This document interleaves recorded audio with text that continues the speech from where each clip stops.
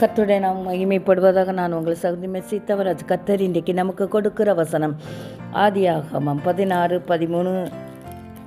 நீர் என்னை காண்கிற தேவன் என்று பெயரிட்டாள்.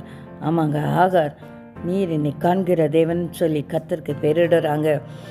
ஆகார் தான் கற்பதியானதை கண்டபோது தன் நாச்சியரை அற்பமாக எண்ணினார். அப்பொழுது சாராய் அவளை கடினமாக நடத்தினபடியால் ஆகார் சாராயை விட்டு ஓடி போகிறாங்க. கர்த்தருடைய தூதன் அவரை சந்தித்து, நீ உன் நாச்சியார் அண்டைக்கு திரும்பி போய் அவள் கையின் கீழ் அடங்கியிரு, நீ ஒரு குமாரனை பெறுவாய், கர்த்தர் உன் அங்கலாய்ப்பை கேட்டபடியினால் அவனுக்கு இஸ்மவேல் என்று பெயரிடுன்னு சொல்லி அனுப்பி திரும்பி வைக்கிறாங்க. அப்பொழுது தான் அவள், என்னை காண்பவரை நானும் இவ்விடத்தில் கண்டேன் அல்லவா என்று சொல்லி தன்னோடே பேசின கர்த்தருக்கு நீர் என்னை காண்கிற தேவன் என்று சொல்லி பெயரிடுகிறாள். ஆமாங்க, மனுஷங்க நம்மளை உதாசீனப்படுத்தி அனுப்பலாம், ஆனால் தேவன் நம்மளை ஒருபோதும் கைவிட மாட்டார். நம்மளை காண்கிற தேவனாய் நம்மளை சுற்றி சுற்றி வருவார். கர்த்தர் நல்லவரங்க.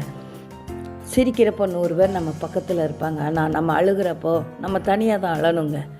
ஆமாம், கர்த்தர் நம்மளோடு கூட இருப்பார். அவர் மட்டும்தான் நம்முடைய கண்ணீரை துடைக்கிறவராய் நம்ம அருகே இருப்பார். ஒரு ஆரம்ப பள்ளியில் கிறிஸ்துமஸ் மர விழாவிற்கான ஏற்பாடுகள் நடந்து கொண்டிருந்தது. ஆசிரியைகள் அழகான மனைவிகளில் நடனத்திற்கு தேர்வு செய்தார்கள்.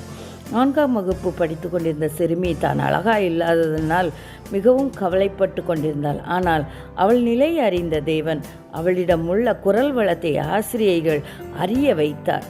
அதனால் ஆசிரியைகள் பாடல் வாய்ப்பு கொடுத்தார்கள். அது மட்டுமல்லாமல் அநேகருடைய பாராட்டை அன்றைக்கு அந்த சிறுமி பெற்றாள்.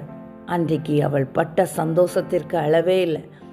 இவ்வளவா எனக்கு பாடல் வளம் இருக்கிறதே என்று சொல்லி மிகவும் சந்தோஷப்பட்டாள். ஆமாங்க, மனுஷங்க 1000 தூற்றி தெரியலாம், இவ அழகில்லை, நீ ஒன்றும் இல்லை, உங்களுடைய குறைவுகளை சொல்லி உங்களை உதாசீனப்படுத்தலாம், இல்லை உங்களை புறக்கணிக்கலாம். ஆனால் கர்த்தர் உங்களை காண்கிறவராய் உங்கள் அருகே இருக்கிறார். கர்த்தர் நல்லவர். அவர் உங்களை காண்கிற தேவன்.